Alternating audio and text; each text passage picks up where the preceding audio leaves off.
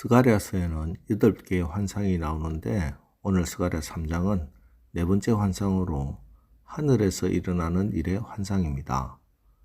1절 대제사장 여호수아는 여호와의 천사 앞에 섰고 사탄은 그의 오른쪽에 서서 그를 대적하는 것을 여호와께서 내게 보이시니라.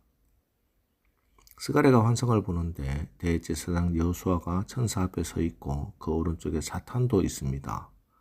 그런데 사탄이 대제사장 여호수아를 대적하고 참소하고 있습니다. 그 참소하는 내용이 구체적으로 어떤 것인지 알 수 없지만 3절 여호수아가 더러운 옷을 입고 천사 앞에 서 있는지라. 그래서 아마 이 옷과 관련하여 사탄이 정죄하고 참소했을 것 같습니다. 그런데 이상한 것은 이 사탄의 참소가 전혀 먹히질 않습니다. 오히려 하나님께서 사탄을 책망합니다. 왜 그러십니까? 1절 여호와께서 사탄에게 이르시되 사탄아 여호와께서 너를 책망하노라. 예루살렘을 택한 여호와께서 너를 책망하노라. 이는 불에서 꺼낸 거슬린 나무가 아니냐 하실 때 분명 냄새나는 더러운 옷을 입고 있는데 하나님께서는 전혀 개의치 않습니다. 왜 그럴까요? 여호수아가 겉으로는 더러운 옷을 입고 있는 것 같지만 사실 여호수아는 불에서 꺼낸 거슬린 나무, 불 속에서 연단을 받은 존재이기 때문입니다. 그래서 오늘 여호수아를 보십시오. 그는 사탄의 고소에 어떤 반응도 하지 않으며 전적으로 하나님의 손길에 자기를 온전히 맡기고 있습니다. 불로 연단을 받은 사람은 이렇게 변하는 것입니다. 이런 연단하면 생각나는 사람이 욥이 있지요. 욥과 같이 불로 연단된 사람의 고백이 무엇입니까? 욥기 23장 10절 그러나 내가 가는 길을 그가 아시나니 그가 나를 단련하신 후에는 내가 순금같이 되어 나오리라.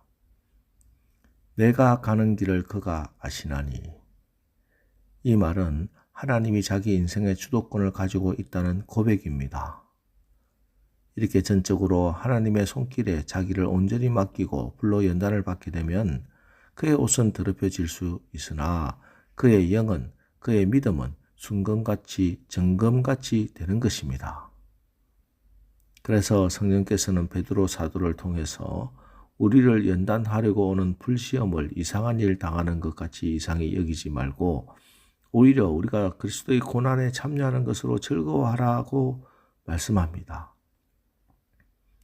여러분, 우리 신앙에 있어서 가장 중요한 것은 어떤 어려움과 괴로움이 있다 할지라도 절대로 우리가 낙심하지 않고 구원의 소망을 가지고 믿음의 길을 끝까지 걸어가는 것입니다.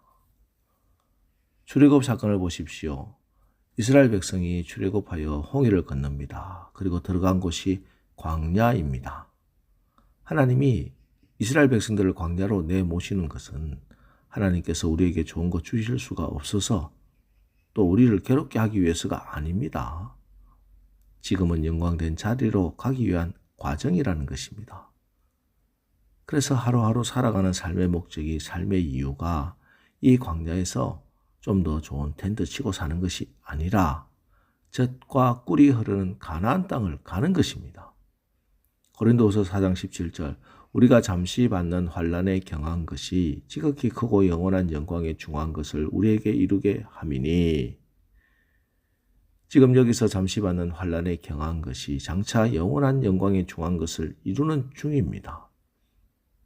그래서 우리가 예수 때문에 교회를 위해서 박해를 받을 때 이를 악물고 힘들고 고통스럽더라도 참고 기다리라고 말씀하는 게 아닙니다.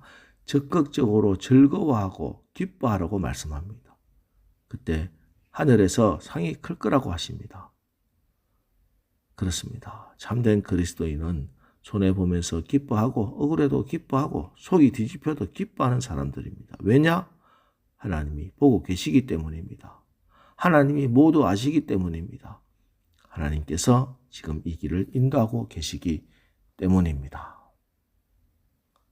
우리가 불에서 꺼낸 거슬린 나무가 될 때 우리의 겉으로 보이는 더러운 옷을 보고 사탄이 정죄하고 참소할지 모르나 우리 하나님은 우리를 정죄하는 사탄을 책망하시고 우리를 변호해 주시고 우리의 더러워진 옷을 벗기시고 새 옷을 입혀 주시는 것입니다. 머리에는 의의 면류관, 승리의 면류관을 씌워 주시는 것입니다. 4절 5절 말씀, 여호와께서 자기 앞에 선 자들에게 명령하사 그 더러운 옷을 벗기라 하시고 또 여호사에게 이르시되 내가 내 죄악을 제거하여 버렸으니 내게 아름다운 옷을 입히리라 하시기로 내가 말하되 정결한 관을 그의 머리에 씌우소서 하매 곧 정결한 관을 그 머리에 씌우며 옷을 입히고 여호와의 천사는 곁에 섰더라. 대제사장 여호수아, 고난과 시련의 불시험을 통과하고 나니 이제 정말 왕같은 제사장이 되는 것입니다. 지금 포로에서 귀환한 자들에게 하나님께서 주신 성전 재건의 사명이 16년 동안이나 중단되어 있습니다. 그동안 아마 이 일을 맡은 정치적 지도자 스룹바벨 그리고 영적인 책임을 맡은 대제사장 여호수아는 다시 성전을 재건하자고 수없이 말했을 겁니다. 그러나 백성들이 꿈쩍도 하지 않고 여호수아는 이런저런 육신적도 영적인 시련을 겪어왔을 겁니다. 정말 그의 권위는 불에 거슬린 막대기처럼 초라해졌을 겁니다. 제사장으로서 잃어버린 권위, 어떻게 해야 하겠습니까? 영적인 권위 어디서 생겨나는 겁니까? 오직 하나님께서 제사장의 옷을 입혀주시고 하나님께서 의의 면류관을 씌워주셔야 합니다.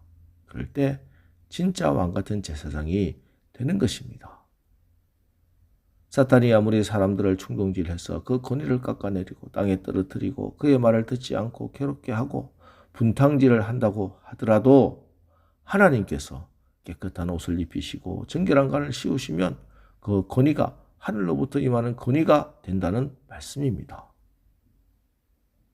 오늘 우리가 세상에 나가면 우리의 겉모습을 보고 사람들은 사탄은 불에 거슬린 막대기라고 우리를 폄훼하고 고소하고 잠수할 수 있을 겁니다. 그러나 믿음을 지키기 위한 불시험을 이기고 말씀 위에 굳건히 서서 복음을 붙들고 기도로 이 모든 불시험 이기고 나가면 하나님께서 우리에게 더러워진 옷을 벗기시고 의의 면류관을 씌워 내보내 주시는 것입니다.